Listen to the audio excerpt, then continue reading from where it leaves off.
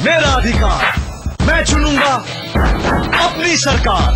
ये सिद्ध है सबको दिखाने की, ऐ इंडिया तुझको आजमाने की। वो ताकत है ये बताने की, आगे बढ़ेगा अब तो हर दिल में धड़केगा इंडिया, करेगा इंडिया, आगे बढ़ेगा। नमस्कार, आदाब, मैं हूं त्रिदी भ्रमण। वोट करेगा इंडिया में आपका स्वागत है, जो जिद है सच दिखाने की। आज हम बिहार के उस मधेपुरा में हैं, जहां के बारे में कहा जाता है रोम पोप का, मधेपुरा गोप का। इसके अलावा हम आपको लेकर चलेंगे पश्चिम चंपारण की बेतिया संसदीय सीट की चुनावी यात्रा पर, जहां से फिल्मकार प्रकाश झा जदयू के टिकट पर वहां के चुनावी घमासान को रोचक बना रहे हैं। हर दिन की तरह आज भी स्टूडियो में इस पूरी चुनावी यात्रा के दरमियान लगातार बने रहेंगे देश के जाने माने चुनाव विश्लेषक अरविंद मोहन मिश्र, जो इत्तेफाक से बेतिया के रहने वाले हैं। अरविंद जी, आपके घर आपको लेकर आए हैं। पहली तस्वीर क्या उभर रही है? देखिए, ये कई कंस्टिट्यूंसी के बाद शायद पहली कंस्टिट्यूंसी है जहां जेडीयू मजबूत, और जो एक सामान्य किस्म की हवा है कि सेकुलर वोट और ये आरजेडी कांग्रेस की तरफ जाएगा, वो शायद इस कंस्टिट्यूंसी में नहीं हो रहा। पर अरविंद जी, अभी त्रिकोणीय मुकाबला दिख रहा है यहाँ पे। रघुनाथ झा भी उतनी मजबूती से मैदान में है, भाजपा को उम्मीदवार। देखिए, अभी ये बहुत अर्ली स्टेज है यहाँ के चुनाव प्रचार का, काम तीनों लोग कर रहे हैं, लेकिन जो प्रकाश झा रघुनाथ झा में एक ही आदमी कोई आएगा ऊपर, और जो ऊपर आएगा उसके इर्द ब्राह्मण संजय जायसवाल से उनकी लड़ाई होगी निश्चित रूप से, और उसको फिर मुसलमान वोट भी मिल जाएगा, उसको जो भी ब्राह्मण वोट भी मिलेगा, और पॉसिबल है कि आहिर वोट भी उसके इर्द गिर्द आए। अरविंद जी, अगर मधेपुरा की बात करें तो दो यादवों में सरपरस्ती की लड़ाई हो रही है, शरद यादव और पप्पू यादव। किसका पलड़ा भारी? देखिए, पप्पू यादव जीत के यादवों के नेता हो जाएं सबसे ऊपर बिहार के या मुल्क के, ये तो पॉसिबल नहीं है, लेकिन शरद यादव को हराने के बाद उनका कद बढ़ सकता है, और इस बार ये गुंजाइश बनती दिख रही है। तो पप्पू की अपनी ताकत है और सबको साथ लेकर चलने की कोशिश कर रहे हैं। ये लड़ाई लड़ने को पप्पू यादव और राजेश रंजन नाम से लड़ी जा रही है, लेकिन इसके पीछे प्रदेश की पॉलिटिक्स और यादव पॉलिटिक्स का एक दूसरा महत्वपूर्ण चेहरा है। अरविंद मोहन से हमारी बातचीत आगे भी जारी रहेगी। आज भी हर रोज की तरह प्रोग्राम का आगाज होगा सियासी नेपथ्य की आहटों से, और प्रोग्राम का समापन होगा चर्चित हास्य कवि डॉक्टर सुनील जोगी के जुमलों से। सरहद पे जो खड़े हैं जवानों से हुआ है। पर सबसे पहले पर्दे के पीछे की कुछ सियासी आहटों को स्वर देने की कोशिश होगी चुनावी चटपट पे।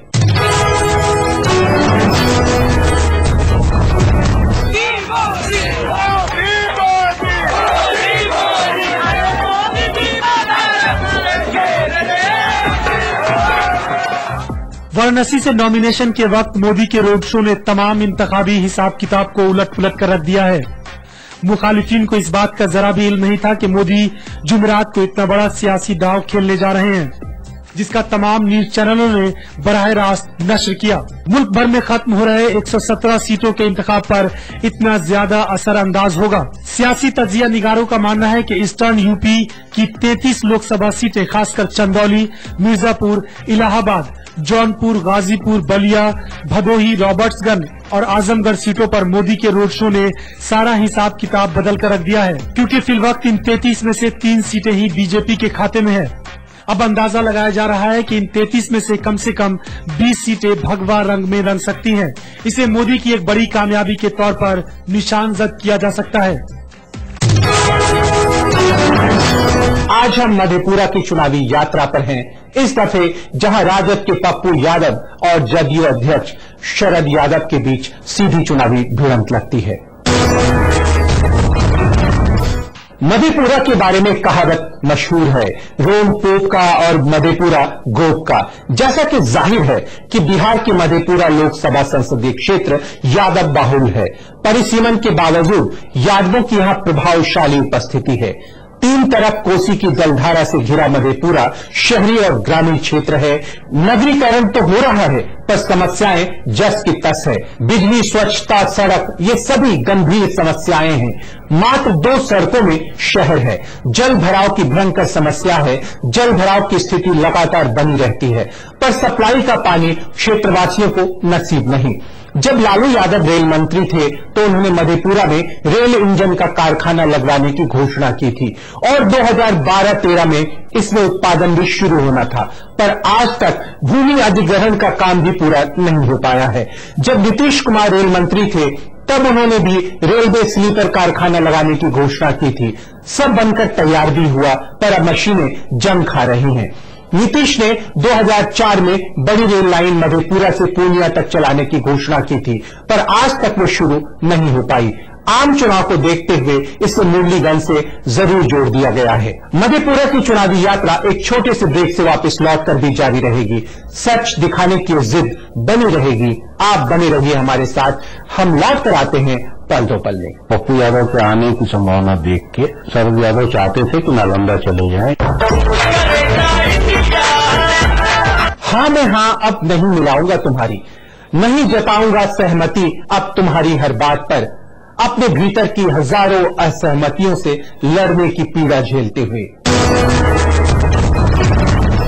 2008 में कोसी आपदा से पूरा क्षेत्र और बिहार के अन्य जिले प्रभावित थे। अकेले मधेपुरा में इससे 1 लाख घर प्रभावित हुए थे। नीतीश कुमार ने वर्ल्ड बैंक से कोसी पुनर्निर्माण और पुनर्वास के लिए 10,000 करोड़ का लोन लिया था और 1 लाख घर बनाने का वायदा किया था पर मात्र 6,000 घर बन पाए। मधेपुरा संसदीय क्षेत्र के अंतर्गत 6 विधानसभा आती हैं जिनमें 3 पर जदयू, 2 पर राजद और 1 पर भाजपा काबिज है। करीब 17 लाख मतदाता हैं। जातीय समीकरणों को देखें तो 2.5 लाख यादव, 2.5 लाख मुस्लिम, 80,000 कुशवाहा, ब्राह्मण, राजपूत और ओबीसी मतदाताओं की भी अच्छी खासी तादाद है। संसद में मधेपुरा का प्रतिनिधित्व जदयू के अध्यक्ष शरद यादव करते हैं। शरद यादव की संसद में उपस्थिति 83% रही। कुल 153 डिबेट पे हिस्सा लिया और 42 सवाल पूछे। एडीआर की एक रिपोर्ट के अनुसार शरद यादव का बतौर सांसद परफॉर्मेंस औसत से कम यानी 5.19% रहा। जदयू ने 4 बार से सांसद रहे शरद यादव को पुनः मैदान में उतारा है। राजद से रॉबिन हुड कहे जाने वाले राजेश रंजन उर्फ पप्पू यादव मैदान में हैं। भाजपा ने नीतीश के करीबी माने जाने वाले विजय कुमार सिंह को अपना प्रत्याशी बनाया है। आप से अंदर आलम चुनावी मैदान में है। यहां पप्पू यादव और शरद यादव के बीच सीधा मुकाबला दिखता है।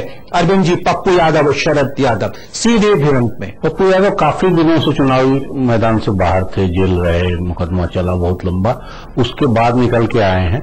तो एक तो उनकी वो इमेज अपनी जगह है, दूसरी ये भी इमेज है कि जिस दौर में वो एमपी थे तो उनके इलाके का काम काफी होता रहा। शायद यही वजह है कि पप्पू यादव जाति, धर्म और वर्ग की बात नहीं कर रहे इस चुनाव में। आमतौर पर नहीं करते हैं, वो जाति की लड़ाई उस तरह से नहीं लड़ते हैं, लेकिन जाहिर है कि ये कंस्टिट्यूंसी उनको दी गई है या उन्होंने चुनी है तो उसमें यादव होना अपने आप में बड़ा मामला है। जोड़े से भी ज्यादा है मुसलमानों से।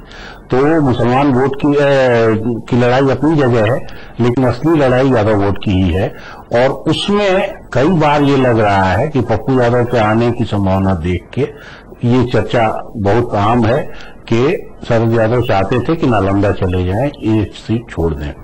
नीतीश जी ने उनको, तो कई लोग मानते हैं कि जितना उनको लालू यादव से खतरा नहीं है उतना नीतीश से खतरा है। अरविंद जी, एक सुगबुगाहट और सुनी जा रही है कि भाजपा अंदर खाने से मदद कर रही है शरद यादव की। निश्चित रूप से वो चाहेगी, क्योंकि ये सीट अगर इस लेवल पे आ गई है कि यहाँ लालू यादव का कैंडिडेट और पप्पू यादव की जीत आप तय मानिए कि सिर्फ मदद। रेणु कुशवाहा के पति हैं विजय कुमार सिंह, उनको उम्मीदवार बनाने के पीछे क्या मंशा हो सकती है भाजपा? नहीं, कुशवाहा वोट हैं यहाँ बहुत, मतलब 80,000 कुशवाहा वोट के लिए आप एक उम्मीदवार उतार रहे हैं वहां। नहीं, वो वोट उनका कटना है। मधेपुरा के लोगों की नाराजगी शरद यादव से इस बात को लेकर भी है कि वो राष्ट्रीय नेता तो बन गए पर मधेपुरा के नेता नहीं बन पाए, यहाँ की समस्याओं को सुलझा नहीं पाए उस तरीके से। मुझे लगता है कि तत्पर वो कम नहीं रहते हैं अपनी कंस्टिट्यूंसी को लेके, लेकिन राज्य सरकार कोई और हो केंद्र सरकार कोई और हो जिस किस्म से काम होते हैं, उतनी तत्परता निश्चित रूप से नहीं है। लोगों की अपेक्षाएं यह थी कि अमेठी रायबरेली की तरह वीआईपी सीट में शुमार हो जाएगा मधेपुरा। शरद यादव इतने बड़े नेता नहीं है, इतनी चीजें उनसे नहीं जुड़ी हैं, इतने समय पावर में नहीं रहे हैं उस तरह से, और अगर बिहार में उनकी पार्टी की सरकार है तो भी इतना इन्फ्लुएंस वो उसको कर पाए, ये भी अभी अपने आप में एक सवाल है। अरविंद जी, मधेपुरा में भाजपा के उम्मीदवार को लेकर एक बड़ा वैक्यूम दिख रहा था पहले से। कई यादव नेताओं ने, मसलन कांग्रेस प्रवक्ता सूरज यादव, राजद के एक नेता है रविंद्र यादव, इन सब ने भाजपा इस लिहाज से ज्वाइन की कि उनको कहीं ना कहीं ये मौका मिलेगा यहाँ की नुमाइंदगी का। बीजेपी टिकट मिला विजय कुमार सिंह। वही तो यादव वोट पे अगर 2 कैंडिडेट आ जाते हैं इस कद के, तो उसमें चाहे रविंद्र यादव आए या सूरज मंडल आए या कोई आए, मुझे नहीं लगता कि ये लोग उनके आगे मुकाबले में आते या यादव वोट का कोई हिस्सा उनको मिलता। तो उससे बेहतर है कि दूसरे कंपोजिशन पे काम किया जाए। अरविंद जी, इतना शोर है मोदी लहर का, तो मधेपुरा तक ये लहर पहुंच क्यों नहीं पा रही आखिर? अर्बन नहीं है सीट, मैं कहूंगा आगड़ों का वोट काफी कम है, ब्राह्मण 7% है, इसके अलावा आगरा कोई नहीं, राजपूतों का वोट शायद 5% है। तो ये सब वोट भी बहुत ज्यादा, कानून 5% है, यही वोट हैं जो अभी तक बीजेपी के खाते में हम वैसे जोड़ सकते। अगर अपनी बिरादरी के उनके वोट भी जोड़ ले 5%, तो ये कुल मिला जुला के उनको मुकाबले से अभी भी दूर रख रहे हैं। अरविंद जी, लास्ट वर्डिक्ट आपका कि रोम पोप का, तो ये किस गोप का होने जा रहा है मधेपुरा? मुझे लग रहा है कि पप्पू यादव अच्छी लड़ाई लड़ रहे हैं और लालू जी के हक में दूसरी चीज भी आ रही है कि जो मुस्लिम वोटर हैं वो उनको शायद इस इलाके में भी खास तौर से मिलते जा रहे हैं। तो अगर ये हुआ तो शरद जी को मुश्किल होगी। मधेपुरा में पप्पू यादव ने फिलहाल बढ़त की स्थिति बना ली है। वोट करेगा इंडिया में फिर से वक्त हो गया एक छोटे से ब्रेक का। ब्रेक से लौटकर हम चलेंगे बेतिया की चुनावी यात्रा पर। सच दिखाने की जिद बनी रहेगी, आप बने रहिए हमारे साथ। हम लौट कर आते हैं पल दो पल में। जो खेत में खपते हैं किसानों से हुआ है, करेगा इंडिया।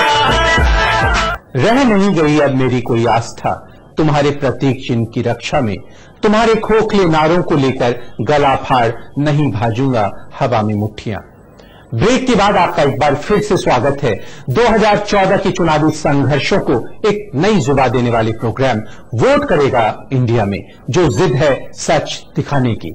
आइए अब सीधे चलते हैं बेतिया की चुनावी यात्रा पर।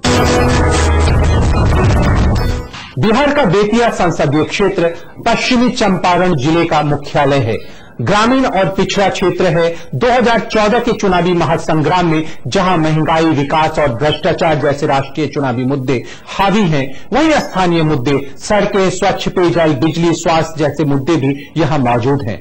गन्ने का क्षेत्र है, किसान फसलों का उचित मूल्य चाहते हैं, उन्हें खाद के कम वजन की भी शिकायत रहती है। क्षेत्र में स्वास्थ्य केंद्र के नाम पर एक सदर अस्पताल है। मेडिकल कॉलेज भले ही बेतिया में खुल गया हो, पर न तो इसके पास बिल्डिंग है, न हॉस्टल, न ही लैब, न ही लाइब्रेरी। यहाँ का एकमात्र सदर अस्पताल अपनी दुर्दशा पर आंसू बहा रहा है। गंगा के उस पार यानी दियारा क्षेत्र में न तो सड़कें हैं न बिजली। लोग मूलभूत सुविधाओं को तरस रहे हैं। बेतिया में लगभग 13 लाख मतदाता हैं। 19% मुस्लिम, 14% यादव और 9% ब्राह्मण वोटर यहां निर्णायक हैं। बेतिया की संसद में नुमाइंदगी भाजपा के डॉक्टर संजय जायसवाल करते हैं। संसद में डॉक्टर संजय जायसवाल की उपस्थिति 85% रही। कुल 40 डिबेट में हिस्सा लिया और 208 सवाल पूछे। भाजपा से पुनः डॉक्टर संजय जायसवाल चुनावी मैदान में हैं। जदयू से फिल्मकार प्रकाश झा, राजद से रघुनाथ झा मुख्य मुकाबले में हैं। यहां भाजपा, राजद और जदयू में त्रिकोणीय लड़ाई दिख रही है।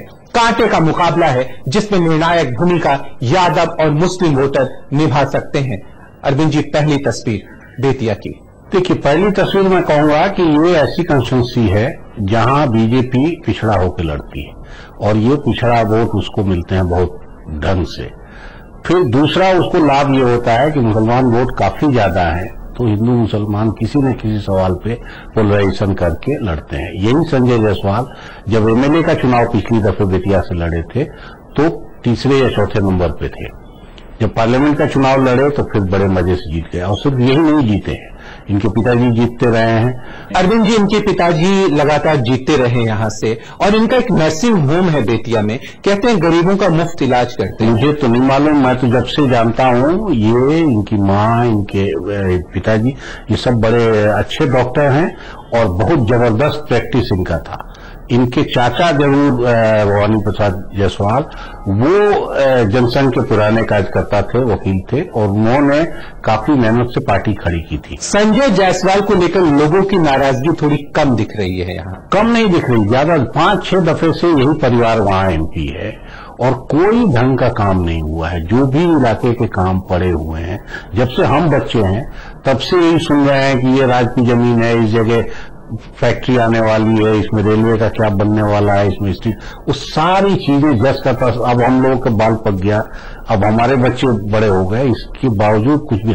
और 20-25 साल से यही परिवार वहां को रिप्रेजेंट करता है। अरविंद जी, प्रकाश झा ये तीसरी बार चुनाव लड़ रहे हैं। एक बार निर्दलीय लड़े, फिर लोजपा के टिकट पर लड़े, और अब ये जदयू के टिकट पर मैदान में है। तो इनको राजनीति का चस्का लगा कैसे? आखिर तय करके गए थे कि नहीं करेंगे, लेकिन तिवारा फिर लड़ने आ गए हैं। और बल्कि जब दोबारा लड़े थे तो काफी तैयारी से लड़े थे। जो अस्पताल वाली बात आपका, इन सब पे उन्होंने अपने एनजीओ के माध्यम से काफी काम किया था, लेकिन इतने दुखी हुए कि वो सब काम बंद किया। लेकिन दूसरा ये भी तथ्य है कि रघुनाथ झा बाहरी हैं और एक दफे जीतने के बाद दोबारा फिर उन्होंने इस इलाके में कदम। पिछली बार वाल्मीकि नगर से लड़े रघुनाथ झा और गोपालगंज से लड़े, वाल्मीकि नगर से लड़े, वो कॉन्स्टिट्यूंसी बदलते रहे हैं। बेतिया में ये नाराजगी उनको लेके है कि ये कैंडिडेट बाहरी है। अरविंद जी, रघुनाथ झा और प्रकाश झा दोनों की नजर ब्राह्मण वोटरों पर है। निश्चित रूप से ब्राह्मण और मुस्लिम वोट पे दोनों की नजर है, और अगर यही दो जमात मिल जाए दोनों में किसी को भी, तो वो काफी बढ़िया ढंग से मुकाबले में आ जाएगा। तो अरविंद जी, आपको लगता है अभी प्रकाश झा एक गलत पार्टी में है? जेडीयू में अगर वो लड़ रहे हैं कि उनको ब्राह्मण वोट भी मिले, उनको अगर वो बीजेपी से लड़ते तो मुस्लिम वोट की पॉलिटिक्स अलग। मोदी लहर का कितना असर है यहाँ? संजय जायसवाल के लिए मोदी लहर ही एकमात्र सहारा है। अगर 5-6 दफे का जीता हुआ सांसद परिवार फिर से वोट मांगने आता है बगैर कुछ किए, तो उसको मोदी लहर के अलावा और किसी चीज का सहारा नहीं। अरविंद जी, बेतिया को आपने ज्यादा करीब से देखा होगा, पर हमने जितना देखा है, एन चुनाव के वक्त वहां वोटों का ध्रुवीकरण हो जाता है, पोलराइज हो जाते हैं। यही चुनाव जितवाने का, हिंदू मुसलमान होने का ये लाभ बीजेपी लेती रही है, क्योंकि जितना मुस्लिम वोटर है उस हिसाब से वहां हिंदू कई गुना ज्यादा हो जाएंगे अगर सबको जोड़ा जाए। एक जाति कोई मुकाबला करने लायक या दो जाति मुकाबला करने लायक नहीं है। तो सबसे आसान तरीका यही होता है कि ये पोलराइजेशन हो। अरविंद जी, अगर यहाँ मुकाबला त्रिकोणीय होता है, यानी भाजपा, राजद और जदयू के बीच, तो कौन फायदे में रहेगा? मेरे ख्याल से त्रिकोणीय नहीं रहेगा। दोनों में, प्रकाश झा और रघुनाथ झा में किसी एक पे ही वोट आखिर में जाएंगे। तो रघुनाथ झा को यहाँ के लोग बाहरी मान रहे हैं? निश्चित रूप से बाहरी हैं और बाहरी मानते हैं। उनको लालू यादव का सपोर्ट है जरूर। लालू ने उनका चुनाव अगर यहाँ किया है बेतिया के लिए, तो किस आधार पर किया? देखिए, लालू यादव पिछले काफी समय से इस कॉन्स्टिट्यूंसी पे मुस्लिम कैंडिडेट देख के, और जो राजमा के देख चुके हैं, मुस्लिम कैंडिडेट होने से बीजेपी को और सुविधा हो जाती है कम्युनल पोलराइजेशन करने में। तो लालू यादव चाहते हैं कि ऐसा ध्रुवीकरण बने वोटों का, मुस्लिम, यादव, और जिसको मुस्लिम वोट हम ट्रांसफर करा लें और इनको सजातीय वोट आ जाए। अरविंद जी, बेतिया की आखिरी निर्णायक मेरे हिसाब से जो आखिरी मुकाबला होगा वो प्रकाश झा और संजय जायसवाल का होगा। अब हम प्रोग्राम के आखिरी लम्हों में आ पहुंचे हैं। ये वक्त होता है जोगी के जुमले पेश करने का। सरहद पे जो खड़े हैं जवानों से हुआ है, सरहद पे जो खड़े हैं जवानों से हुआ है, जो खेत में खपते हैं किसानों से हुआ है। मेहनत कशों ने देश का निर्माण किया है, मेहनत कशों ने देश का निर्माण किया है। ये काम न भाषण न बयानों से हुआ है, ये काम न भाषण न बयानों से हुआ है। कल हम आपसे मिलेंगे एक नए एपिसोड में। आप इस प्रोग्राम के बारे में अपनी राय से हमें वाकिफ करा सकते हैं। आपके सुझाव का हमें बेसब्री से इंतजार रहेगा। इसी वक्त, इसी चैनल पर, इसी प्रोग्राम में सच दिखाने की इसी जिद के साथ। तब तक के लिए मैं त्रिदी भ्रमण अपने साथी चुनाव विशेषज्ञ अरविंद मोहन और एनटीआई मीडिया की पूरी टीम के साथ आपसे अनुमति चाहता हूं। नमस्कार, गुड नाइट। आज हम आप पहुंचे हैं देवभूमि उत्तराखंड की चुनावी यात्रा पर। आज हम आपको अल्मोड़ा, नैनीताल और टिहरी संसदीय सीटों की चुनावी यात्राओं पर लेकर चलेंगे। वोट करेगा इंडिया, आगे बढ़ेगा इंडिया, वोट करेगा इंडिया।